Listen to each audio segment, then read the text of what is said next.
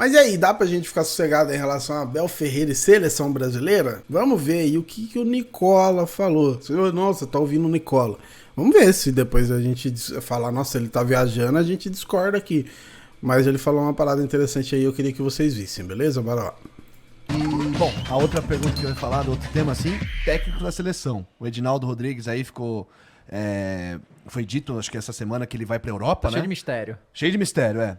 E tem uma especulação danada aqui no Brasil. Eu, por exemplo, tentei convidar... E, bom, a outra pergunta que eu ia falar, do outro tema assim, técnico da seleção. O Edinaldo Rodrigues aí ficou... foi dito, acho que essa semana, que ele vai pra Europa, né? Cheio de mistério. Cheio de mistério, é. E tem uma especulação danada aqui no Brasil. Eu, por exemplo, tentei convidar um treinador aqui do Brasil pra vir aqui. Ele falou, não, só vai se pronunciar depois que o técnico da CBF o técnico da seleção foi escolhido. O que você tem de informação assim? E se, de fato, essa coisa de que vai ser um estrangeiro é quente mesmo? Tem uma queda de braço importante. O Edinaldo Rodrigues quer contar com um técnico estrangeiro.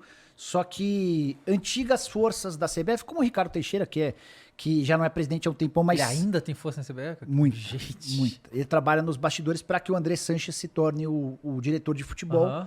E se o Andrés for o diretor de futebol, tudo se encaminharia para que o Mano Menezes seria o técnico da seleção. De novo. A informação que o Caio trouxe é uma informação de um bastidor quente, né? Tomara. Eu acho que a partir de agora que as notícias vão começar a ser de fato divulgadas, o Tite teve nessa semana, né?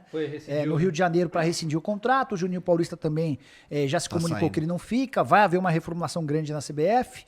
Então o Edinaldo tenta fazer que a decisão seja dele. Eu que sento aqui, eu que vou tomar a decisão. Só que, ao que parece, ele já escutou alguns nãos, né? Do José Mourinho, do Carlo Ancelotti. E isso vai enfraquecendo a ideia dele de contratar um técnico estrangeiro.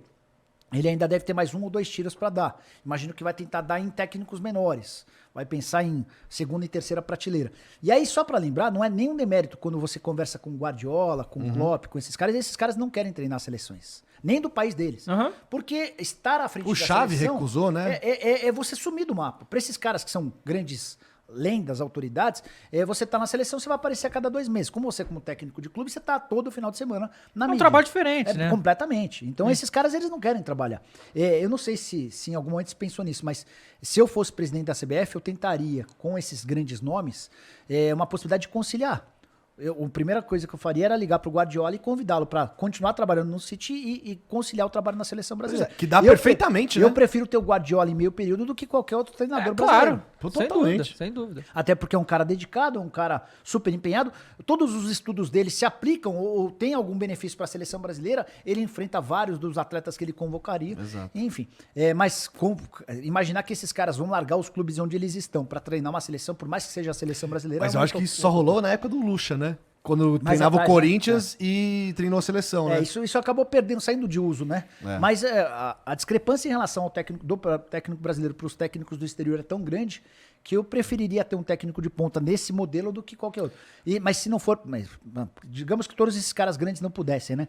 Eu tentaria contratar o Jorge Jesus. Eu ia perguntar isso, né? Se ele tava no radar. Porque assim... mas aí você... E ele? Ele Você toparia, acha que ele toparia, ele largaria o Fenerbahçe com certeza. Já é um cara que já não tá na primeira prateleira, nunca esteve, né? Mas não tem um mercado muito grande no futebol europeu. E ele sabe do tamanho o que representaria para ele treinar uma seleção brasileira com a chance de ganhar um título mundial depois de 24 anos. Mas já treinou a seleção brasileira, ele, né? Ih, com esses papinhos. Então, e aí o Abel, muita gente fala do Abel, né? Do Abel Ferreira.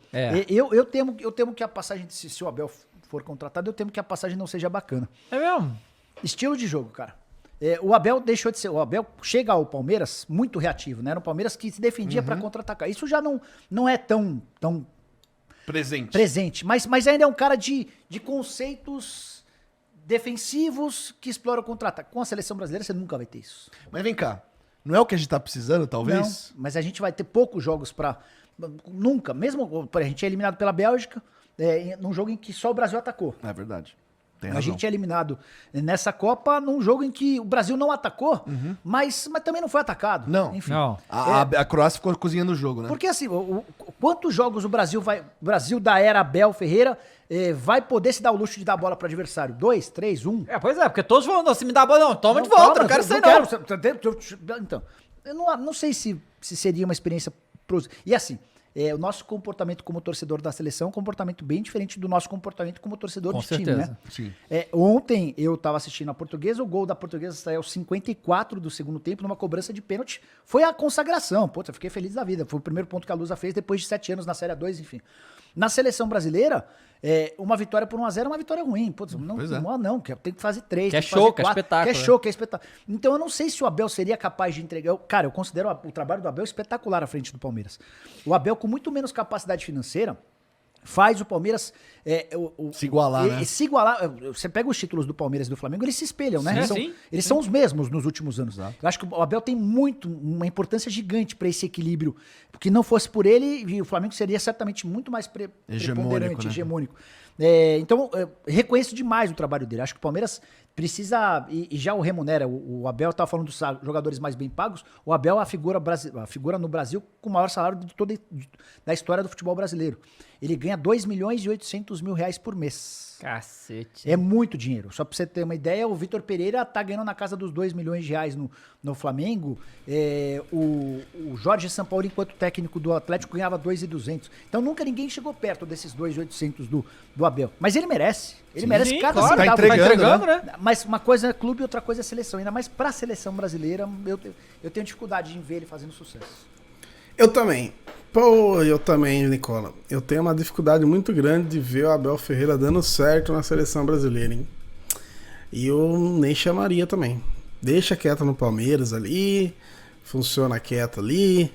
Mas falando sério, eu acho que faz sentido não pela questão do estilo de jogo. Pra quem acompanha o Palmeiras sabe que quando o Abel precisou propor jogo, ele já propôs isso também, né? A grande questão ele tem um estilo talvez disciplinar que não ia encaixar com o Neymar, né, com esse pessoal aí já mais as estrelinhas. Talvez isso ia dar muito conflito. Estilo de jogo, cara, desculpa, o Tite chegou na seleção exatamente jogando, acho que até mais reativo do que o Abel. Só se você pegar o título mundial, o título da Libertadores do Corinthians, era 1-0, 2-1, brasileiro lá 2015, jogo muito rápido, né, de troca de passe, mas sempre reativo. Então, e o próprio Mano Menezes citado, né? Mas se for pro estilo de jogo eu não concordo, mas a questão disciplinar com certeza seria um problema para Abel e seleção brasileira, por isso fica quietinho no Palmeiras, Abel. Beleza? Comenta aí o que vocês acham, se inscreve no canal, deixa seu like e é nóis.